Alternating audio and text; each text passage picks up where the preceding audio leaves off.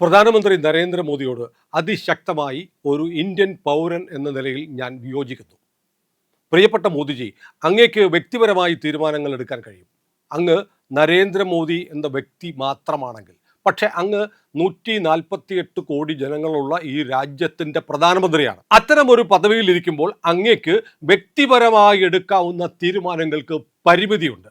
വ്യക്തിപരമായി അങ്ങ് ചെയ്യുന്ന കാര്യങ്ങൾ പോലും പ്രധാനമന്ത്രി എന്ന നിലയിൽ അക്കൗണ്ട് ചെയ്യപ്പെടും.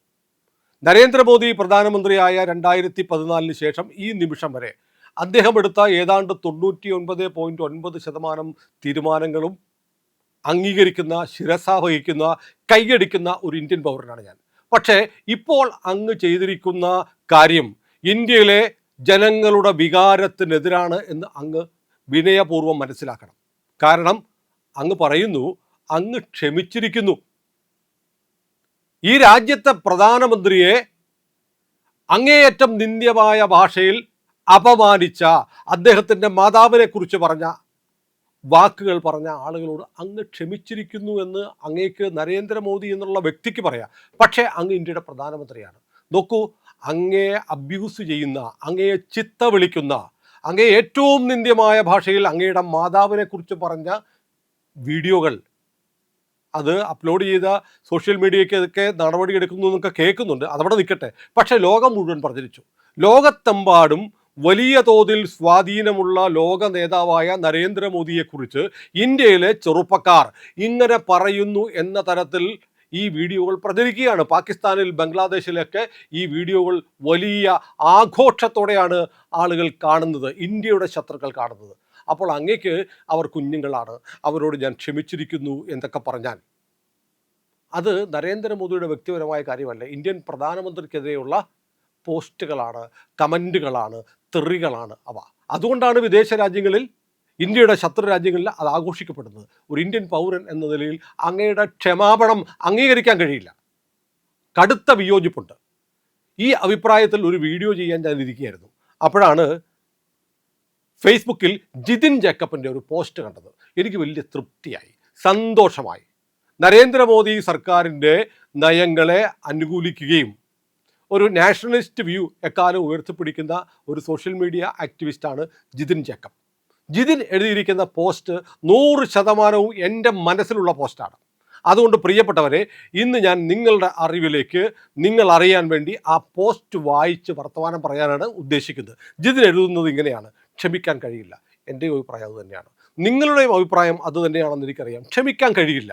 അവർ ലക്ഷ്യം വെച്ചതും ആക്രമിച്ചതും ഇന്ത്യ എന്ന രാജ്യത്തിൻ്റെ ജനാധിപത്യ സംവിധാനങ്ങളെ ആയിരുന്നു, അല്ലേ? നീറ്റ് പരീക്ഷയ്ക്ക് വേണ്ടിയിട്ടാണോ? ഇപ്പോൾ നമ്മൾ ഈ സംസാരിക്കുന്ന സമയം റാഞ്ചിയിൽ 10,000-കണക്കിന് വിദ്യാർത്ഥികൾ കഴിഞ്ഞ ഏതാനും ദിവസമായിട്ട് സമരത്തിലാണ്. അവിടുത്തെ ചോദ്യപേപ്പർ ചോർച്ച ഒരു വാർത്ത പോലും അല്ലല്ലോ. ഒരു പാറ്റയും അങ്ങോട്ട് പോകുന്നില്ലല്ലോ. കേരളത്തിലെ ഉൾപ്പെടെയുള്ള മാധ്യമങ്ങളിൽ ഒരു വരി വാർത്തയില്ലല്ലോ. പതിനായിരങ്ങൾ അവിടെ വലിയ പ്രകടനം നടത്തുകയാണ്. ഞങ്ങൾക്ക്, വിദ്യാർത്ഥികൾക്ക്, യുവാക്കൾക്ക്, ജൻസിക്ക് ജീവിക്കാനുള്ള സാഹചര്യം ഒരുക്കാത്ത ഉത്തരാഖണ്ഡ് സർക്കാരിൻ്റെ നിലപാടിനെതിരെ. കാരണം എന്താ? അവിടെ സമരം ചെയ്യുന്നവരെ സഹായിക്കാൻ ആരുമില്ലാത്തതിന് കാരണം ആ സർക്കാർ ഇന്ത്യ മുന്നണിയുടെ സർക്കാരാണ്. രാഹുൽ ഗാന്ധിയുടെ മുന്നണിയിൽപ്പെട്ട കക്ഷി ഭരിക്കുന്ന സർക്കാരാണ്. അപ്പോൾ സ്വാഭാവികമായും ഈ പറയുന്ന പാറ്റകൾ, ഈ പറയുന്ന രാജ്യത്തെ പ്രധാനപ്പെട്ട രാഷ്ട്രീയ കക്ഷികൾ, പ്രതിപക്ഷ നേതാവ് എന്തുകൊണ്ട് ഉത്തരാഖണ്ഡിലെ സർക്കാരിനെതിരെ, റാഞ്ചിയിലെ കൂറ്റൻ വിദ്യാർത്ഥി സമരത്തെ അനുകൂലിച്ചുകൊണ്ട് ഒരക്ഷരം മിണ്ടുന്നില്ല, അങ്ങോട്ട് പോകുന്നില്ല? അഭിജിത്ത് ദീപ്കെ എന്ന് പറയുന്ന വിദ്വാൻ നാഴിക 40 വട്ടം ഇപ്പോൾ പോസ്റ്റ് ഇടുന്നുണ്ടല്ലോ സോഷ്യൽ മീഡിയയിൽ. മോദി വലിയ ഇൻഫ്ലുവൻസർ ആണെങ്കിൽ പ്രധാനമന്ത്രി പദം രാജിവെച്ച് ആ പണിക്ക് പോകുക എന്ന് ഇയാൾ വിളിച്ചു പറയുന്നുണ്ട്. ഇയാളെന്താ റാഞ്ചിയിലെ വിദ്യാർത്ഥി പ്രക്ഷോഭത്തെക്കുറിച്ച് ഒരക്ഷരം മിണ്ടാത്തത്? കേരളത്തിലെ വിദ്യാർത്ഥി പ്രക്ഷോഭം, PSC പരീക്ഷാ നടത്തിപ്പുമായി ബന്ധപ്പെട്ടുള്ള വിവാദം, ആരിടപെടുന്നു? ഒറ്റ പാറ്റയെ കാണുന്നില്ലല്ലോ. എവിടെ പോയി? നമുക്ക് ജിതിൻ ജേക്കബിൻ്റെ പോസ്റ്റിലേക്ക് പോകാം. ഞാൻ അധികം പറഞ്ഞ് ആ പോസ്റ്റിൻ്റെ ആശയം നിങ്ങളിലേക്ക് എത്തുന്നതിന് തടസ്സം നിൽക്കുന്നില്ല. അവർ ബലാത്സംഗത്തിന് ആഹ്വാനം ചെയ്തത് ഇന്ത്യയുടെ പ്രധാനമന്ത്രിയുടെ അന്തരിച്ച അമ്മയെക്കുറിച്ചാണ്. അവിടെ നരേന്ദ്രമോദി എന്ന വ്യക്തി രണ്ടാമതാണ്. അവർ അവഹേളിക്കുകയും ലക്ഷ്യമിടുകയും ചെയ്തത് ഇന്ത്യൻ പ്രധാനമന്ത്രിയെ ആണ് എന്നത് മറക്കാനും ക്ഷമിക്കാനും കഴിയില്ല. ശരിയല്ലേ? നരേന്ദ്രമോദി എന്ന് പറയുന്ന വ്യക്തിയല്ല, ഇന്ത്യയുടെ പ്രധാനമന്ത്രിയാണ്. അഞ്ചുരുളി ക്ഷമിച്ചാലും ഗുളികന് ക്ഷമിക്കാൻ പറ്റില്ല എന്ന് സിനിമയിൽ പറയുന്നത് പോലെ എങ്ങനെ നമ്മൾ ക്ഷമിക്കും? അവർ മുദ്രാവാക്യം വിളിച്ചത് ഇന്ത്യൻ ആർമിക്കെതിരാണ്. എന്തിനാണ് ഇന്ത്യൻ ആർമിയെ ഇതിലേക്ക് വലിച്ചഴിച്ചത്? കണ്ടില്ലേ? നിങ്ങൾ വീഡിയോ കണ്ടിട്ടുണ്ടാവാം, നിങ്ങൾ കണ്ടിട്ടുണ്ടാവാം ഫോട്ടോകൾ. ഫക്ക് ഇന്ത്യൻ ആർമി എന്നുള്ള പ്ലക്കാർഡ് പിടിച്ചുകൊണ്ട് സമരത്തിന് വന്നു. ഇന്ത്യൻ ആർമിക്ക് എന്താണ് റോള്?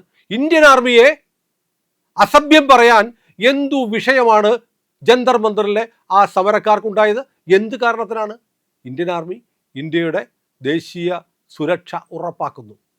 പാകിസ്ഥാനികൾക്ക്, ബംഗ്ലാദേശികളിലേക്ക് ഇന്ത്യയിലേക്ക് കടന്നു കയറാനുള്ള അവസരം നിഷേധിക്കുന്നു, നുഴഞ്ഞുകയറ്റം തടയുന്നു, ഇന്ത്യയുടെ അതിർത്തികൾ കാക്കുന്നു. അപ്പോൾ ഇന്ത്യൻ ആർമി നശിക്കണം എന്ന് പറഞ്ഞാൽ അതിനർത്ഥം ഭാരതം നശിക്കണമെന്നാണ്. അവർ മുദ്രാവാക്യം വിളിച്ചത് ജയിലിൽ കിടക്കുന്ന തീവ്രവാദിയെ വിട്ടയക്കണമെന്നാണ്.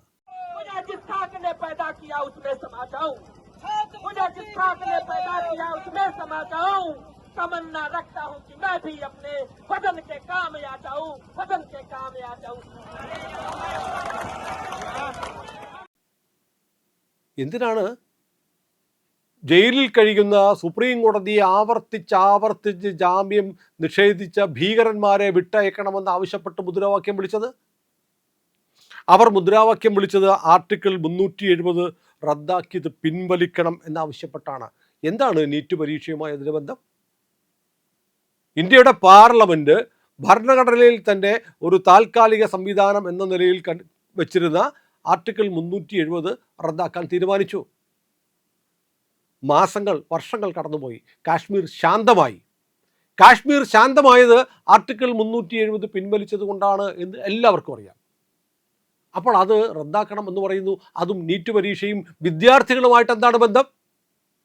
അവർ വനിതാ മാധ്യമ പ്രവർത്തകർക്ക് നേരെ നടത്തിയ ലൈംഗിക ചേഷ്ടകൾ രാജ്യം മുഴുവൻ കണ്ടതാണ്. വനിതാ മാധ്യമ പ്രവർത്തകയെ ആൾക്കൂട്ടത്തിലൂടെ വലിച്ചഴിച്ചുകൊണ്ട് പോകുന്നു, ശാരീരികമായി ഉപദ്രവിക്കുന്നു, മാധ്യമ പ്രവർത്തകർക്ക് നേരെ പാൻറ്റിൻ്റെ സിബ് കാണിക്കുന്നു. ഇവിടുത്തെ മാധ്യമ പ്രവർത്തകർ, മാധ്യമങ്ങൾ മിണ്ടിയില്ല. കേരളത്തിലെ മാധ്യമങ്ങൾ മിണ്ടിയില്ല.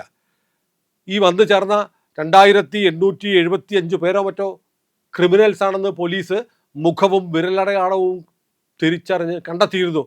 അവരിൽ 101 പേർ കൊലപാതക കേസിലും 62 പേർ കൊലപാതക ശ്രമക്കേസിലും 284 പേർ കവർച്ച കേസിലും 61 പേർ ബലാത്സംഗ കേസിലും 6 പേർ പോക്സോ കേസിലും 25 പേർ ലൈംഗികാതിക്രമ കേസിലും 229 പേർ ആയുധം കയ്യിൽ വെച്ച ആംസ് ആക്ട് പ്രകാരമുള്ള കേസിലെയും പ്രതികളായിരുന്നു. 250ഓളം പോലീസ് ഉദ്യോഗസ്ഥരെയാണ് അവർ ആക്രമിച്ച് കൊലപ്പെടുത്താൻ ശ്രമിച്ചത്. അതിഭീകരമായി ആക്രമിക്കപ്പെട്ട പോലീസുകാരൻ്റെ കുടുംബം, മക്കൾ പിതാവിൻ്റെ ചോര പുരണ്ട യൂണിഫോം ഉയർത്തിപ്പിടിച്ച് വാർത്താ സമ്മേളനം നടത്തുന്നത് നമ്മൾ കണ്ടു. കോടിക്കണക്കിന് രൂപയുടെ പൊതുമുതലാണ് അവർ നശിപ്പിച്ചത്.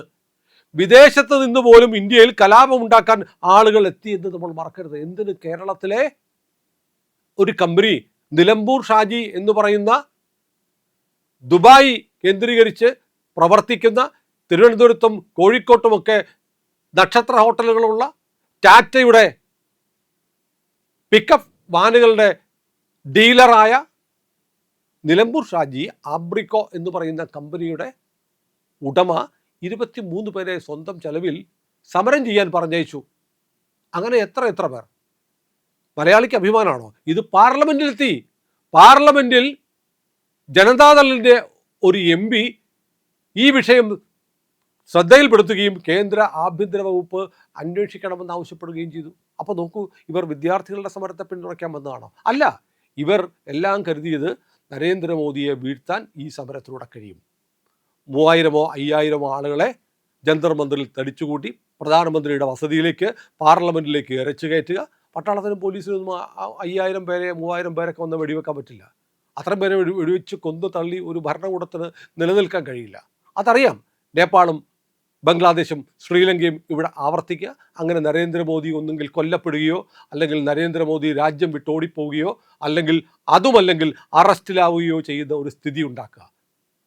പാർലമെന്റിൽ ഭൂരിപക്ഷമുള്ള ഒരു സർക്കാരിനെ പക്ഷേ അത് ബംഗ്ലാദേശിൽ അവർ ചെയ്തു. പാർലമെന്റിൽ ഭൂരിപക്ഷമുള്ള ഷെയ്ഖ് ഹസീനയെ ഓടിച്ചു. അതിൻ്റെ തനിയാവർത്തനം നടത്താനാണ് ഇവർ ശ്രമിച്ചത്. ഒരു തർക്കവുമില്ല. അതിന് വിദ്യാർത്ഥികൾ എന്ന പേര് പറഞ്ഞ് പരീക്ഷ നടന്ന് അതിൻ്റെ റിസൾട്ട് വന്ന് ആർക്കും പരാതിയില്ലാതിരിക്കുമ്പോഴാണ് ഈ സമരം സംഘടിപ്പിച്ചത് എന്നതുകൂടി ഓർക്കണം. ജിതിൻ ജേക്കബ് പറയുന്നു, വ്യക്തിപരമായ ക്ഷമ നൽകൽ ആകാം, പക്ഷേ രാജ്യം എന്ന നിലയിൽ ക്ഷമിക്കാൻ കഴിയില്ല. മുഹമ്മദ് ഘോറിയുടെ വിജയങ്ങളാണ് ഉത്തരേന്ത്യയിൽ സ്ഥിരമായ മുസ്ലിം ഭരണത്തിന് അടിത്തറ പാകിയത് എന്നാണ് ചരിത്രകാരന്മാർ പറയുന്നത്. 1191 തരൈൻ ഒന്നാം യുദ്ധത്തിൽ പൃഥ്വിരാജ് ചൗഹാൻ മുഹമ്മദ് ഘോറിയെ പരാജയപ്പെടുത്തിയിരുന്നു എങ്കിലും കൊല്ലാതെ വിട്ടു. 1192 ഒരു വർഷം കഴിഞ്ഞ് തരൈൻ രണ്ടാം യുദ്ധത്തിൽ ഘോറി തിരിച്ചു വന്ന് പൃഥ്വിരാജിനെ പരാജയപ്പെടുത്തി.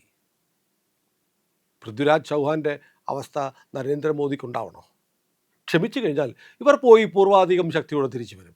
ഇത്രയൊക്കെ ഉള്ളൂ. ഇന്ത്യൻ ഭരണകൂടം, പ്രധാനമന്ത്രി നരേന്ദ്രമോദി ഇത്രയൊക്കെ ചെയ്യൂ എന്ന് ഇവർ കരുതും. ശത്രുക്കൾക്ക് അവസരങ്ങൾ നൽകരുത്. അവരുടെ ഇരവാദവും മാപ്പ് പറച്ചിലും കണ്ട് മനസ്സലിയരുത്. പൊട്ടൻഷ്യൽ തീവ്രവാദികൾ തന്നെയാണ് ഇവറ്റകൾ. ഇന്നല്ല എങ്കിൽ നാളെ ഇവറ്റകൾ പൊട്ടിത്തെറിക്കും എന്നത് ഉറപ്പാണ്.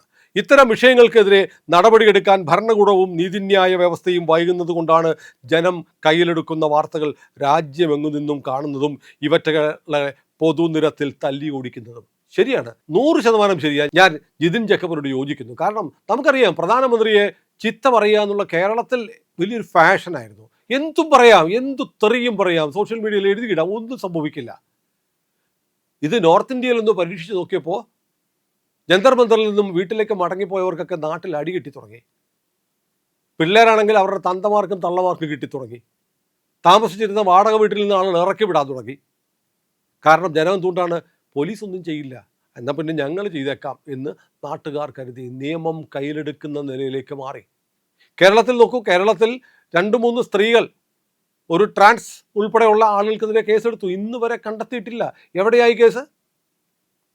ഇന്ത്യയുടെ പ്രധാനമന്ത്രിയെ വളരെ മോശമായ ഭാഷയിൽ അപമാനിച്ച ആളുകൾക്കെതിരെ പോലീസിൽ പരാതി കൊടുത്തിട്ട് കേരളത്തിൽ ഒരു നടപടിയുമില്ല. അങ്ങനെ വരുമ്പോൾ ചിലപ്പോൾ ഇവരെ കൈ കിട്ടിയ കേരളത്തിലെ ദേശസ്നേഹികളായ ആളുകളും ചിലപ്പോൾ കൈവെക്കും. അത് വാർത്തയാകും, അത് അക്രമമാകും, അതിനെതിരെ പോലീസ് കേസെടുക്കും. ഇതാണ് അവസ്ഥ. അതുകൊണ്ട് ജനം നിയമം കയ്യിലെടുക്കുന്ന അവസ്ഥ ഉണ്ടാവുന്നത് ഇത്തരം ക്രിമിനലുകൾക്ക് മാപ്പ് കൊടുക്കുന്നത് കൊണ്ടാണ്. സ്വന്തം അമ്മയെക്കുറിച്ച് പോലും ഇത്രയും മോശമായി പറയുന്നവരോട് ക്ഷമിച്ചത് നരേന്ദ്രമോദി എന്ന വ്യക്തിയാണ്. പക്ഷേ ഇന്ത്യക്കാർക്ക് അദ്ദേഹം ഇന്ത്യൻ പ്രധാനമന്ത്രിയാണ്. അതുകൊണ്ട് തന്നെ ഇന്ത്യയിലെ ജനങ്ങൾ ക്ഷമിക്കില്ല, മറക്കില്ല. അതിപ്പോൾ തെരുവിലാണെങ്കിലും കോടതിയിലാണെങ്കിലും അങ്ങനെ തന്നെ. അപ്പോൾ ഇരവാദം ഇറക്കിയുള്ള മെഴികൾ തുടരട്ടെ, ഒരെണ്ണത്തിനെയും വിടാൻ പാടില്ല. കേസെങ്കിൽ കേസ്. പോലീസ് കേസെടുക്കുന്നില്ലെങ്കിൽ പോലീസിനെതിരെ പരാതി കൊടുക്കണം, കോടതിയിൽ പോകണം. ഏതായാലും ജിതിൻ ജേക്കബിൻ്റെ ഈ പോസ്റ്റ് അതിൻ്റെ യഥാർത്ഥ പ്രശ്നങ്ങൾ അഡ്രസ്സ് ചെയ്യുന്ന ഒരു പോസ്റ്റ് ആയതുകൊണ്ടാണ് അതിന്ന് നിങ്ങളുടെ മുന്നിൽ അവതരിപ്പിക്കണമെന്ന് എനിക്ക് തോന്നിയത്. നിങ്ങളും എന്നോട് യോജിക്കും എന്ന് എനിക്ക് 100% ഉറപ്പുണ്ട്. പ്രിയപ്പെട്ട പ്രധാനമന്ത്രി, അങ്ങ് കേവലം നരേന്ദ്രമോദിയല്ല, ഭാരതത്തിൻ്റെ പ്രധാനമന്ത്രിയാണ്. പ്രിയമുള്ളവരെ, ഇന്ത്യ ലൈവ് ഇനിയും സബ്സ്ക്രൈബ് ചെയ്യാത്ത പ്രേക്ഷകർ ഇന്ന് തന്നെ അത് ചെയ്യണേ.